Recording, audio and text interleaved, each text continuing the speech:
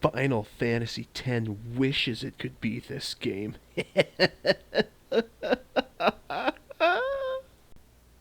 Hey there, every nun. It's Skwatter here from the Sprites Templar with another useless rambling that nobody listens to. And this time, it's based off of Phantasy Star 3, Generations of Doom, or as I played it, Successors of Time, because it's the translation version 1.2 off of ROM hacking.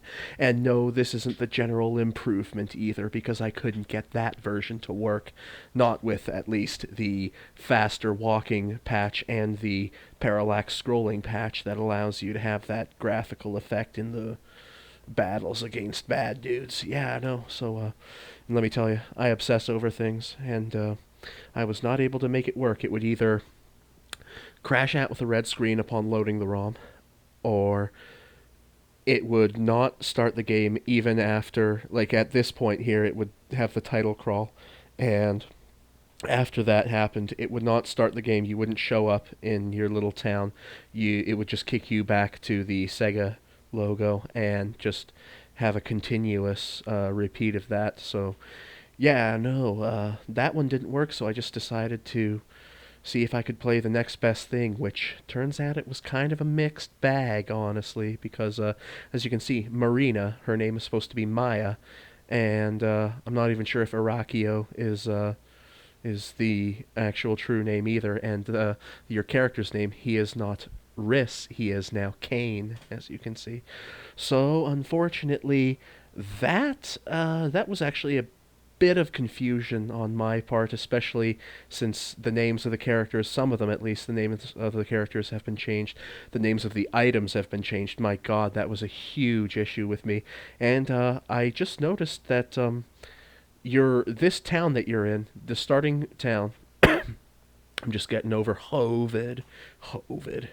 So this town that you're in, it is the only town, as far as I know, in this entire playthrough, which I'm only doing one playthrough, by the way, that that sells escapipes, or as they're called in this version, ocarinas. And I wish I had known that, because I would have stocked up on more of them. Because I found myself in several dungeons where it was a bit of a pain in the ass to get out. So, yeah, I'm just gonna cough and hack. This is just me rambling here. Yeah, getting over COVID. So, yeah, I think this game was released in something like 1990 or 1991, and let me tell you, it's a rough 1990 or 1991. This is looking barely passable on the NES. Let me tell you. Uh, Yeah, and then here's Lena, one of the ladies that you can possibly marry. And I mean, this is pretty much all she does for you in the entire game. I mean, I think she goes with you to meet Lyle because he's her father or something like that. But yeah, no. This game has very little to do with the original two games. In fact, this translation, the 1.2 patch, as I aforementioned, is supposed to kind of connect this game at least a little bit better to the first two in the series. So, yeah. I mean, look at this town here. Like, all the towns look positively identical if it weren't just for the different placings of the houses and the shops and everything. And a lot of the time, houses are just entirely empty caverns. I mean, it's like even a North Korean peasant in a propaganda village would walk into one of these houses and say, "Where is everything?" Right? I mean, honestly, it's just insane. Oh yeah, here I am, activating all the cheats on RetroArch and everything. Yeah, no, they really helped me out when I played this game. That's for certain. I was honestly thinking of doing what I did with Crusader of Senti and Beyond Oasis, which is play through them on a Mega SD, which would have been entirely possible. In fact, I think that the vast majority of the codes still would have worked. I'm not sure if it would have had enough spaces for them all to be added, especially the HB and TP codes that would need to be added. I would say that those were very important, but also another one was the was the cheat to stop you from getting into random battles, and that was the thing, right? I would use art money as a hex editor to modify the value of my character's experience and set it to 65,000, which I think is a 2-bit hex address because a 1-bit would be 255, and then I think 2-bit hex address is something like 65,530 or something like that. But so that was really good for just cutting out all of the grindy parts of the game. This is what I'm doing here right now. When I stand there for a while and check my experience level over and over again.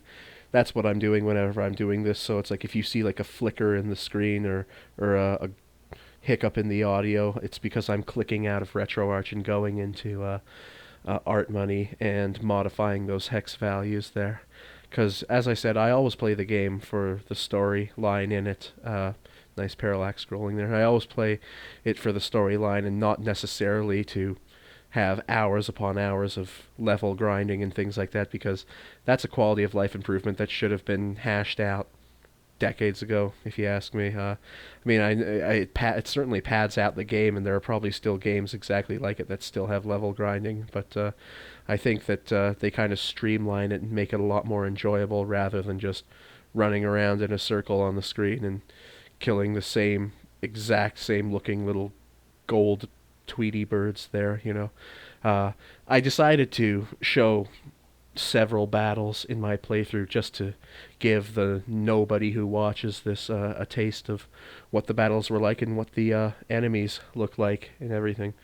So, but yeah, no, I can't really tell you because I actually played through this game. The first two, Phantasy Star 1, Phantasy Star 2, Phantasy Star 3, and Phantasy Star 4, years and years and years ago, well over a decade ago.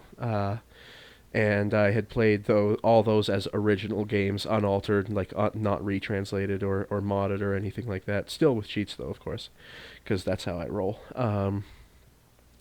So I just decided to kind of go back and tie up that loose end, right? Because as I said, this YouTube channel is basically just it's a motivation for me to play these games and just get them out of my life, right?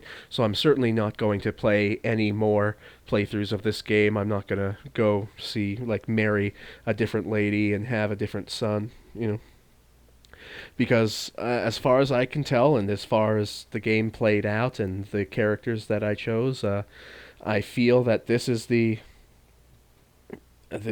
best way to play it. Honestly, there could be multiple different characters, multiple different endearing party members, but as I said, Maya or Marina, I think Marina in my playthrough, I decided to marry Marina because she was the lady that I was always going, like, she was the lady that I was going to save, right? I mean, it's like that was my goal, you know. And after I had gone through thick and thin and all these dungeons and all these killings and bosses and fetch quests and this, that, and the other thing, like, I'm not just going to abandon her and then just go with Lena and stuff like that. I mean, that's ridiculous, right? So, yeah, no, that's as far as I can say. I am I am not obsessive in the fact that I will play games over and over and over again just to see absolutely everything, because as far as I'm concerned, if that was my idea, then I should go back and play Fable again and become I think I killed Thunder in my playthrough, so then I would inevitably kill Whisper. But yeah, no, I'm not going to do that, and I'm not going to play through. Pardon. I'm not going to play through the two Knights of the Old Republics again as respectively the other sex, because there are only two sexes and gender is just made up. Burn. Gotcha. Yeah, I'm not going to do that because I find that that's just obsessing, honestly. And as I said, I've probably said this before in previous ramblings, I would just play those games again and again and again, start a new game, get sick of it, start it over again, and I'm just like, I just want to do one single ultimate playthrough, and then that'll be it, right? So this is what I'm gonna do with this game here, definitely. And you know what? Let me tell you, this game is sparse. Like, look at that. Look at that shop.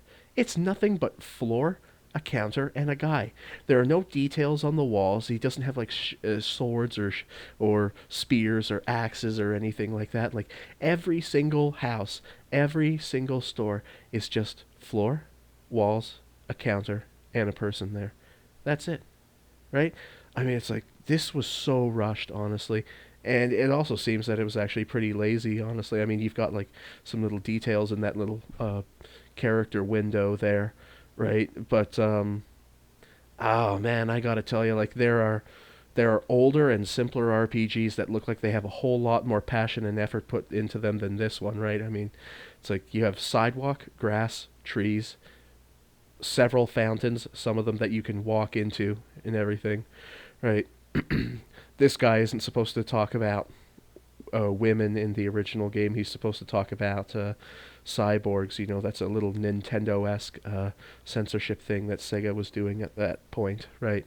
So, but yeah, I mean, like, just have a look at this. Like, every single house looks exactly the same. There are houses and there are castles.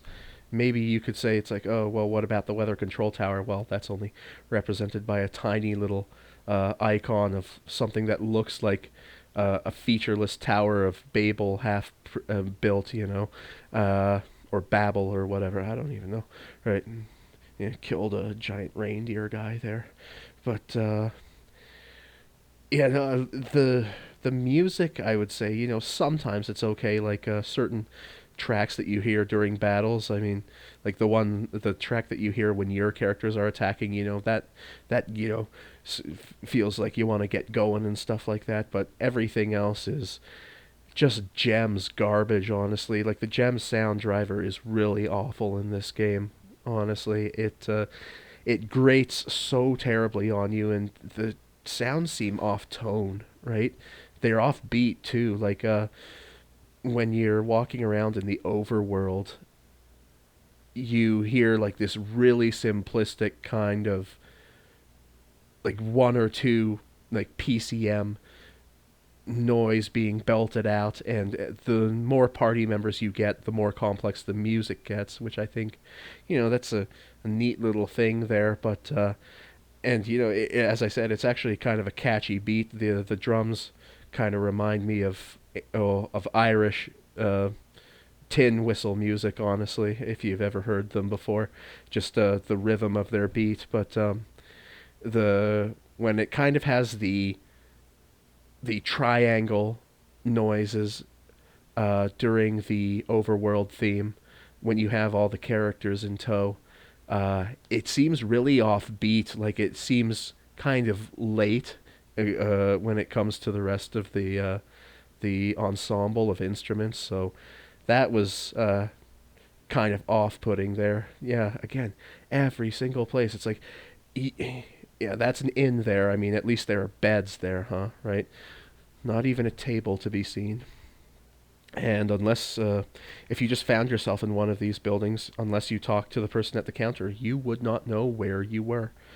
Um, yeah, no, and funnily enough, if you go to places like Johnson Hughes or whatever his name is, he has all these really helpful maps of dungeons and overworlds and things like that. But all of his towns are as if they are warm and green and lush, even though in Frigidia everything is supposed to be snowy and frozen, right? So that's a little strange there.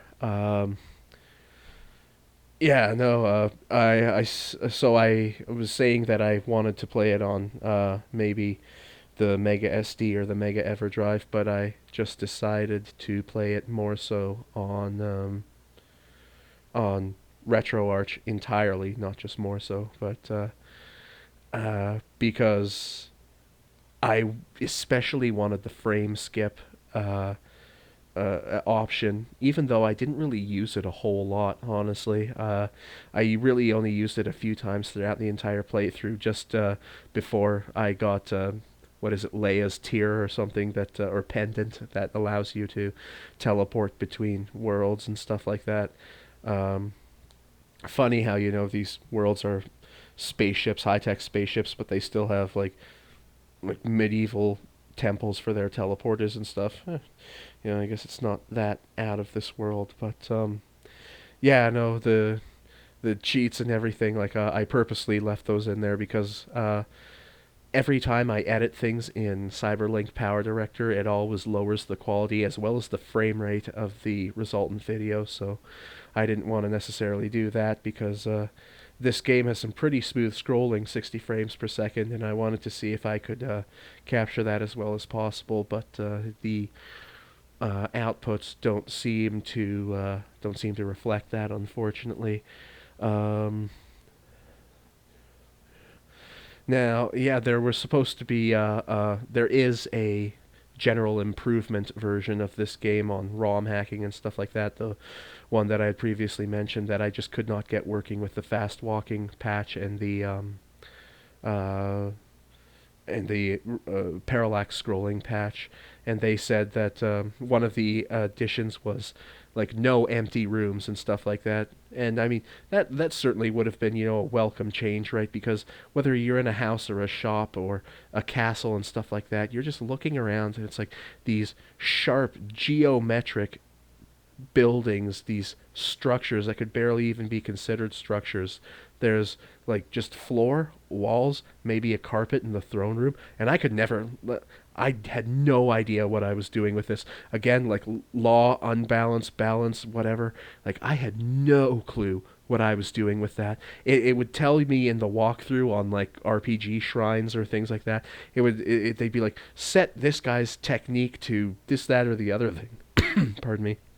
And I'd be like, what? Like, I'm not. Is there something I'm not seeing here? Right? Is this just another problem with the translation that I'm playing? I'm like, what am I supposed to be looking at here? Like, how am I supposed to figure this out? Right? I to be honest, I'm a simple soul. I don't understand all that, so I purposely did not. I didn't look up anything about it because I think that it would kind of be a bit of a waste of time and kind of redundant given the fact that I was able to give my characters infinite tech points and health points. So, I mean, every single battle, anyways, would just be decided by my characters just slicing and dicing and just wearing them down over the course of several turns and stuff. Uh, but yeah, no, I would always have to remember doing this, especially coming right back into it after turning the computer off. I'd start a battle or I'd get into a random encounter and I'd be like, oh yeah, I have to apply the cheats there. I've tried using that apply after toggle, but I don't know, man, it just doesn't seem to work in my experience.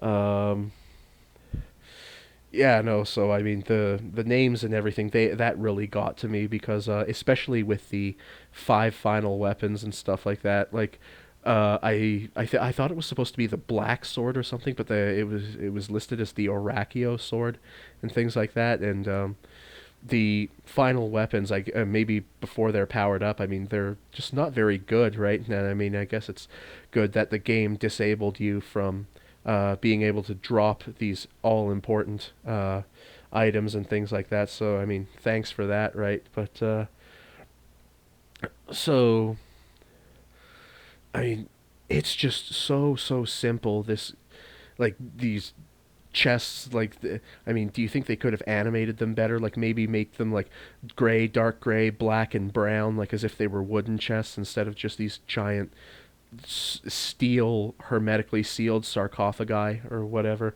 I mean, it's like, and I mean the little character portraits are nice and things like that, but I mean, what else can you expect from a 768 kilobyte game? Uh, did I just talk to a treasure chest there? That was kind of weird, but and I thought that was Lyle there, but whatever. Yeah, the character portraits are nice, and it would have been nice for them to slightly animate them, like if there's an exclamation or if they're happy or sad or angry or inquisitive, because they do that in I think at least the Lunar series, though I could be mistaken, but I've seen it definitely happen before in the games that that I've played. And like, yeah, I mean, the all of the worlds are, and of course, they're like biodome sort of things, right? So they're kind of shaped like flattened out diamond shapes, sort of rhombus like shapes there.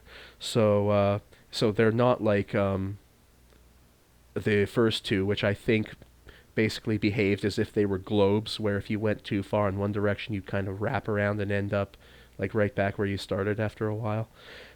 Which I guess makes you know physical sense. And these things here, like just these were absolutely just busy work. These little transition places to get from one place to another, like caves and RPGs. They're the basically the bread and butter. But I mean, this like I couldn't stand this, and I was so glad to get the pendant so that I could teleport everywhere and everything. Right? Of course, they've got to have something to pad out the playtime.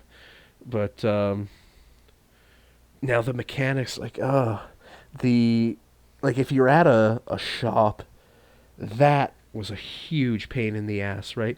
Because if you were buying things or selling things, you'd have to go through so many different menus. You have to select buy, select the thing. Then you'd have to select which character gets it, and I guess it tried to help you out by saying you can't equip this. So that was nice and everything, but it's like if you want to buy like a bunch of items, you can only buy one item at a single time without going back into the entire menu system again, right? So you'd select buy a monomate, who gets it, done, and then you'd have to go through that over and over and over and over and over again, right? You couldn't just go buy. Like, see, that's a quality of life improvement that really should have been implemented in this game. And I mean, this was a whole gigantic retranslation. 1.2. It's not some alpha crap, right? Don't know why they didn't do that. So that was a huge pain in the ass, and just also the same sort of thing happens with giving. Giving items to different characters and stuff like that. And I mean, like this next thing here, I mean, it's like, why not just have a menu that you can scroll down and everything, right? I mean, it's like, I guess, it really sends you back in time to, just the, the, the really tight kind of borders, if I can describe it right. I'm not an articulate person, but like, I mean, like even something like a scrolling down menu, like with a bar with arrows up and down. I mean, here's Launchbox. Yep, appearance of that. Good to a program there. Maybe once I'm done this Phantasy Star playthrough thing, I'm gonna do 4 next. Uh, pardon, might as well, because then that'll close the chapter on that entire series there. Uh, but yeah, no. There are just so many better things to do, like this really confusing battle mechanic where it's like it's got like the wind up key where it's like you can have it play for one turn, or you can have it play for the entire battle until you either win or you all die. I think you can stop it though, or interrupt it by pressing a button. And this was a thing, right? Like you have to walk. You see, this is why I'm just standing there. You have to walk directly south into this unknown barrier, or yeah, see, it's like I try to do it, there you go, right? Like that was super difficult to figure out, right? And also trying to get to the what is it, the hangar bay for the to have, I think, I'm not sure if it's a spaceship, maybe it's a Ren who transforms into the spaceship, right? That was really confusing to me. It's like I thought I had to leave the village where it was and like walk elsewhere and things like that. I'm like, what are you talking about? I mean, there are 4 exits and I've gone through all 4 of them, but it's like, oh no, you just have to walk off the edge of the sidewalk and into the grass, and then you'll just suddenly find yourself in this hangar. And I'm just like, well, geez, that is the least obvious thing in the world, right? And that monitor thing, like useful, I guess, but I mean, it's like, do you think you could have made the map full screen instead of this tiny little thing? In fact, certain walkthrough sites, they're just like, oh yeah, we've got overworld maps. I'm like, awesome. So I look at them, and they're just those tiny little, like, 32 pixel by 32 pixel renditions that came directly from the game. I'm just like, damn. And yeah, these cyborgs and everything. That's weird and funny how wait, is this Hazakart or whatever? It's I'm not sure if it's the same in my game or whatever, but oh, look at that. You see, they couldn't have even put cyborgs in the shops, you know. They just have to recycle assets and everything, right? I mean, you're walking around in these towns and everybody looks the same. There's like a one guy, one lady, and one kid, right? And they are always the exact same color palette. They didn't even do palette swaps. I'm not even sure if that even takes up more space in the memory. Like, maybe it's just like a line of code where it's like just swap it out, right? Like, I'm not even sure if you'd need extra sprite layers for that. So, I mean, it's like, wow, like, when it came to home consoles, especially Sega developed role playing games, Sega had no idea what it was doing, even though there was a wealth of games that came before it that easily could have surmounted almost all of these problems, right? See, look at this. Like, you have to go through so many different menus. Like, if you're selling something, you can't just say sell, sell, sell, sell, sell. You need to go through all these damn menus and everything. It's and yeah, it's like you can tell this game was rushed. You can tell it was really poorly written because, and maybe this might just be uh, differences between Eastern and Western translations, but obviously this was signed off. Even this Western edition was signed off by Sega of Japan, and they thought, yeah, yeah, that's good. You know, that's fine and everything. That works. You know, Todd Howard before Todd Howard, it just works. But no, honestly, like they honestly had no idea what they were doing. Like they were concentrating more on having a role playing game to sell rather than a good role playing game to sell. And I mean, they really got it going with Phantasy Star 4, I remember from my first playthrough, but they just decided to end it after that. The explosive finale, they say. What are you doing? It's 1994. Role playing games at that time were just coming into their own. They were going nuclear even like less than a year after that, man. It's like you really, really shot yourself in the foot by doing that, Sega. Like, and you know, the paltry releases of Phantasy Star Online, which are basically unplayable. In fact, Phantasy Star Online, if I can remember, is the first Phantasy Star game I've ever played, and I was playing it for maybe about 10 hours, and and this was version 2 on the Dreamcast, and the game just seemed to, well, end. Like, nobody would give me any more quests. Like, I believe I explored everywhere I could go, and the game just listed in purgatory, and I'm just like, well, shit, you know, that's pretty garbage, right? I mean, that's the problem with online games. It's like once those servers get shut down, it's essentially useless, and it may as well be lost software, you know. But yeah, I don't really know. It's like I know that the first two that I played this time around were the updates for the PlayStation 2, which I'm thinking like, guys, like this this needs a re-release. Like this needs a remake. Like keep the art style the same, keep the perspective the same, but it's like higher definition graphics, you know, more character portraits, more dialogue, more people, more character sprites and everything like that. Pretty much exactly what they did with the first two for the Generation 1 and Generation 2. I mean, it would be positively fantastic. I mean, it's like Sega and all these other companies are sitting on positively like treasure troves of these classic games that they could just give a new skin to and probably charge, I don't know, like 15, $20 for them, you know. It's like the 2500 series, or maybe it was supposed to be 2500 yen at the time, which I don't know, maybe could be about $25 depending on the exchange rate today. Um, yeah, no, the cheats that I was using, the save states are very important. The save states, I would say, on the Mega SD are a lot more stable than on the Mega EverDrive Pro, but still, I I wanted to have the most smoothest gameplay transition possible, so I decided to play it on RetroArch there, and I had little to no problems with the cheats at all, right? It's like I didn't need to disable the cheats because I ran into a battle that was scripted that you should lose or something like that, you know, stereotype of all the console style Japanese RPGs that have those in there. Um, I used walkthroughs from RPG Shrines. Very, very good site to go to. They don't have a whole lot of walkthroughs. They have a lot. They don't have a whole lot though. Like if you look at their alphabetical listing, it looks like they have a whole crap ton of games listed there. But if it does not say complete, then they don't have a walkthrough there. If it says available, then yeah, there's just nothing there, unfortunately, right? And there are a lot of games there that are just simply listed as available. But as stated, they have some very good maps, very good walkthroughs, each with screenshots and everything. So that's really good to go to. Phantasy Star Cave is also a good secondary walkthrough. I had two written walkthroughs opened up, as well as two different web pages from Johnson Hughes, I think the guy's name is, and unfortunately he only has all these great maps for Phantasy Star 3.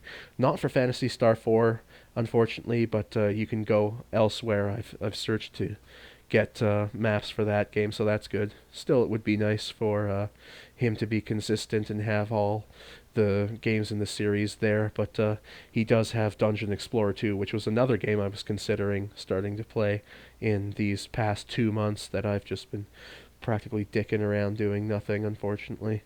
It's funny how far back your hobbies go when, you're dealing with all the ills and the pills to cure your ills, But, uh, let's see, I've, in this, ramble, I've outlined a little bit of information here, so I'm just not sitting here humming and hawing, right? Yeah, no. So in one of the things that made me decide to play this game was the website How Long to Beat, I think it's called, and it said that a regular playthrough of this game would maybe be 15 to 17 hours, and I believe I beat it in maybe 8 or 9. I think there were two. Out of the five, I think two of them were a little over 2.5 hours, and then the other ones were like an hour and 10 minutes, hour and 20 minutes, and stuff like that. So definitely under 10 hours. So the cheats and the fast forwarding and save states that actually help that absolutely helped me out there. Um, I was playing with two different controllers here. The first few videos I was playing, I was using a Cytec wireless P2900, which I kind of like to use for Sega games because it's got 6 face pad buttons, um, which of course doesn't do a whole lot for a game like this, but still it just gives it slightly more of an authentic feel. And that's kind of what I believe. It's like some people are saying, well, you have an optical drive emulator or like a Turbo EverDrive Pro. I mean, sure you're playing it on the original hardware, but you're emulating the CD drive, even though I have a Turbo Duo and TurboGrafx CD.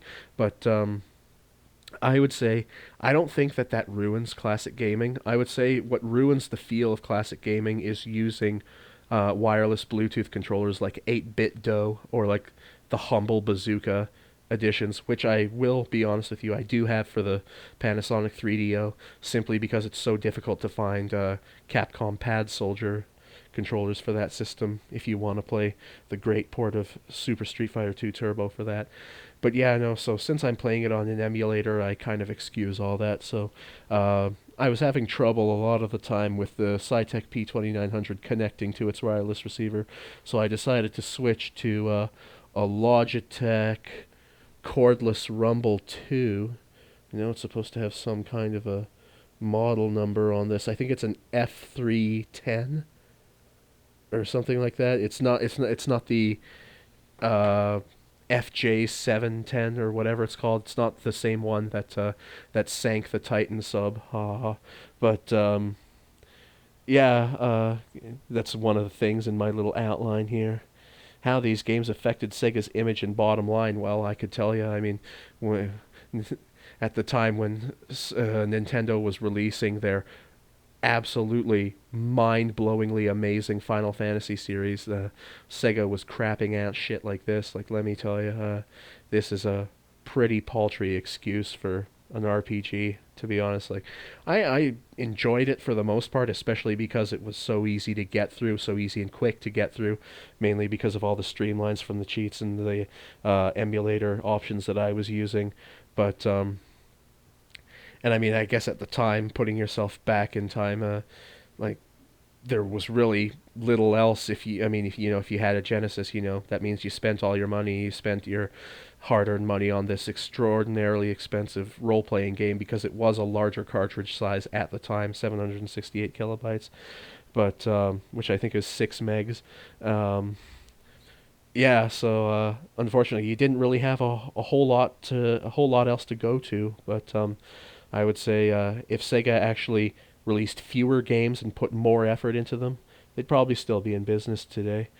Um, the characters, eh, they were all right. I mean, as I said, my characters would marry the women that I felt I had the most emotional investment in. Like Marina, I chose her because again, it's like that's entirely why I was playing this game. I had to go find her and save her.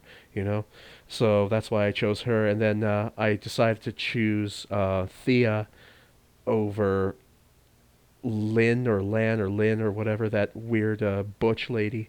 And to be honest, I actually originally uh, picked Lynn or Lan or whatever her name is, the dark haired lady with the brown armor. Uh, and she was like, "Oh well, marriage. I guess I have no real complaints." I'm just like, "Gee, thanks. Fuck. Nice to know you appreciate me, right?" So I was originally playing the third generation as a different character, but I was like, "Huh." Didn't Lyle tell me to like look after his daughter and stuff like that? It's like kind of feel like I betrayed everything that I promised to do for him. So I decided to immediately go back and reload a save state and marry Thea. So that's why I'm saying like this is my ultimate playthrough of this game. And yeah, I mean, just quality of life improvements could have made this game a lot better than what it is right now. But I guess this really is a game. It is a game. So, well, here I am at my 3x speed first video super fast playthrough here that I judge to see how long I've been talking. It's about 37 minutes and 28 seconds now, so I guess I will call it a ramble at that. I guess, I was like, I certainly don't regret the time I spent with this game. It, I'm glad that it's over, but I'm glad that I refreshed my memory and played it, and now I can close the chapter on that part of my life with this game. So yeah, um, Generations of Doom, Successors of Time, whatever you call it, I'd recommend it. All right, Skwatter out. Peace.